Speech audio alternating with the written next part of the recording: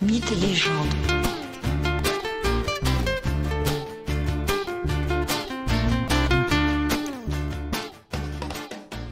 Bonjour à tous et bienvenue pour ce nouvel épisode de Mythes et légendes. Aujourd'hui, je vous invite aux côtés d'un des plus puissants dieux de l'Olympe, un des plus célèbres, mais aussi un des plus écoutés durant l'Antiquité, le merveilleux Apollon. Fils de Zeus, Apollon est un de ses autres enfants illégitimes, un de ces si nombreux enfants au cœur du conflit perpétuel opposant le maître de l'Olympe, volage, amoureux, conquérant, à sa si jalouse et belle épouse, Héra, déesse et gardienne du mariage. Oui, Apollon est le fils de Zeus et d'une splendide et courageuse titanide, la belle Léto. La colère d'Héra met Léto dans un immense embarras. En effet, l'épouse légitime de Zeus, flouée et trompée, demande à ce que Léto ne puisse accoucher sur la terre, ou ne puisse accoucher à un endroit où brille le soleil, car la vengeance d'Héra ne concerne pas que la maîtresse de son époux, mais aussi la progéniture née de leurs amours. De plus, Héra, pensant peut-être que la malédiction qu'elle porte sur Léto est insuffisante, lance le serpent, le dragon, Python, à sa poursuite. Python est un terrible monstre, serpent femelle, né de la terre-mère Gaïa. Et Python cherche la jeune Léto et ses deux nouveau-nés pour les dévorer.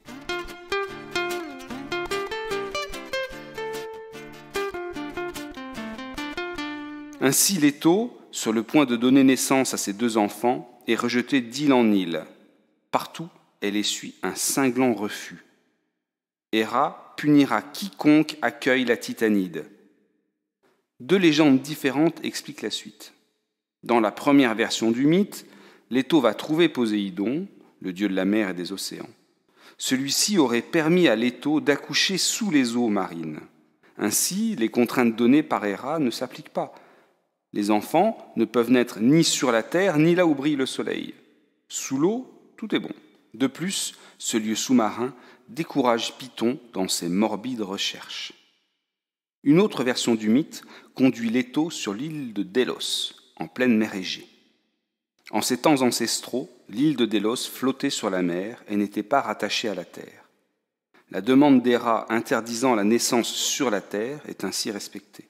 Mais pour convaincre l'île d'accepter d'être le lieu de naissance des enfants, Léto doit promettre sur le Styx que sa progéniture y construira ici un temple. Léto a donc enfin trouvé un refuge où accoucher.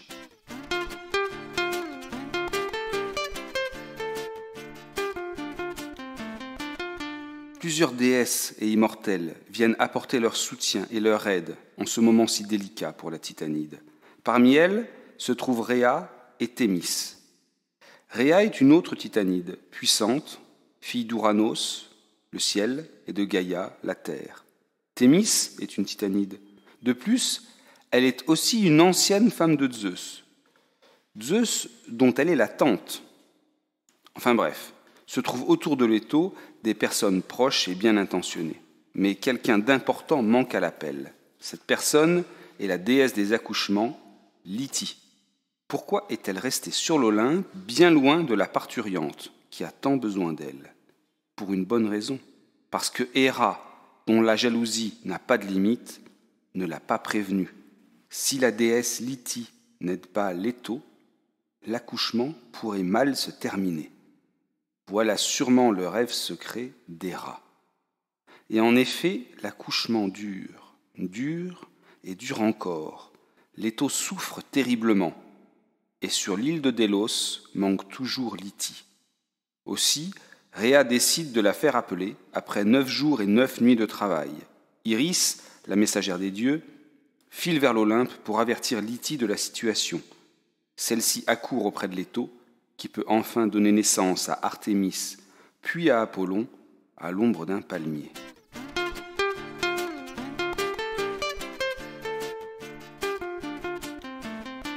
Peu après la naissance des deux jumeaux, Zeus aurait fait apparaître de grands piliers de pierre qui auraient ancré l'île de Délos et qui l'auraient rattachée à la terre. Comme pour célébrer la naissance d'Apollon, des cygnes sacrés font 7 fois le tour de l'île. En cadeau de naissance, le père, c'est-à-dire Zeus, offre à son fils un splendide char tiré par les cygnes sacrés. Il offre aussi la lyre, l'arc et les flèches faites par Héphaïstos, le dieu forgeron. Puis Zeus ordonne à son jeune fils de trouver un lieu afin qu'il puisse accomplir sa mission, c'est-à-dire prédire l'avenir et éclairer le monde en dévoilant les projets du maître de l'Olympe.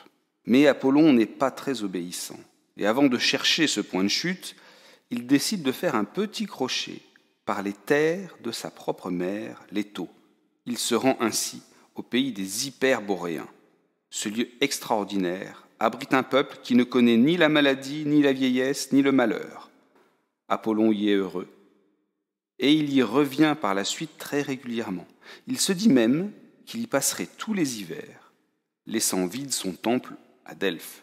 Mais revenons un instant chez les Hyperboréens, c'est-à-dire dans ce lieu situé très au nord, en Hyperborée. En ce lieu, le soleil brille constamment. Il s'agit d'une sorte de paradis. Et l'Hyperborée regorge de richesses, de grandes quantités d'or, trésors gardés par les puissants griffons, ces créatures à corps de lion et à tête d'aigle.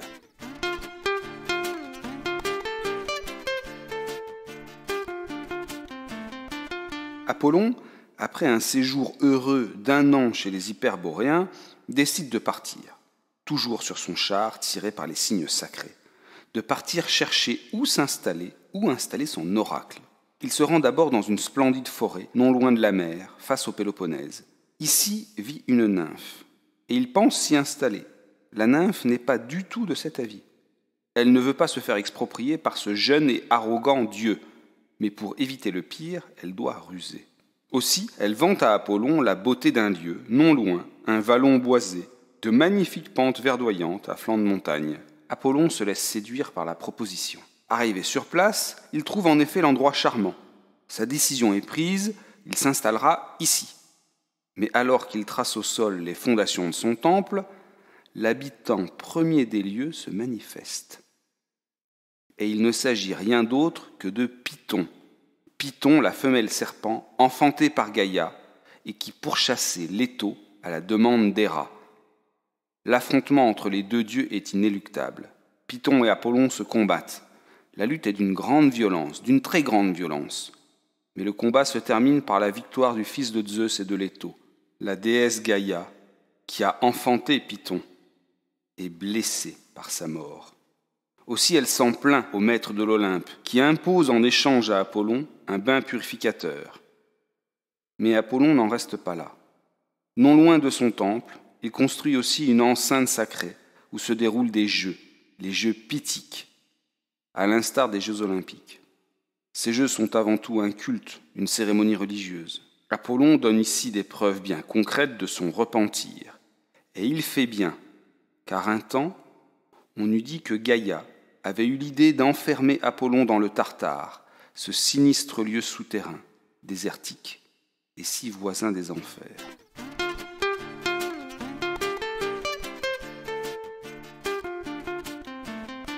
Bref, le dieu a donc trouvé le lieu pour son temple et il l'a bâti.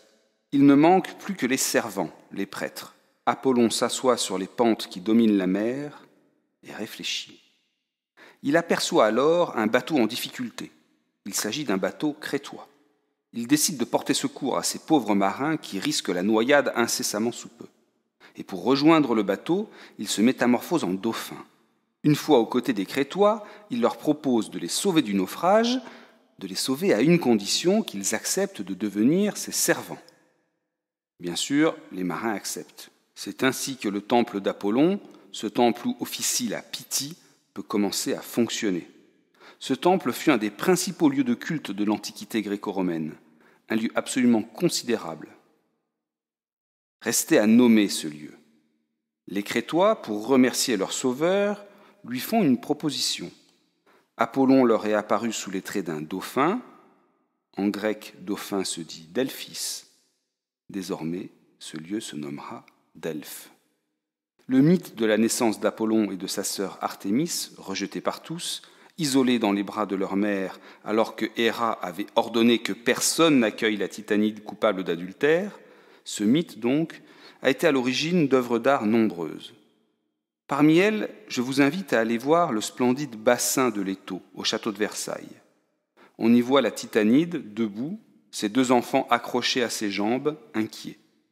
Et les nombreux crapauds qui les entourent crachent sur eux, crachant leur mépris, leur haine.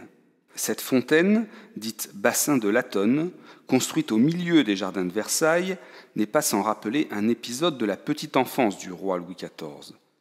Dans les années 1640-1650, le tout jeune roi et sa mère Anne d'Autriche doivent faire face à une grande révolte, la Fronde.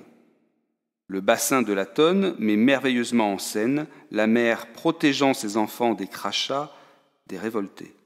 Car en effet, dans une nuit où la révolte fut particulièrement vive, le roi avait dû fuir Paris avec sa mère pour aller se réfugier à quelques dizaines de kilomètres de là. Apollon, dieu de la lumière, si présent dans les châteaux de Versailles, dans de nombreux bosquets, illustre à merveille le roi Soleil.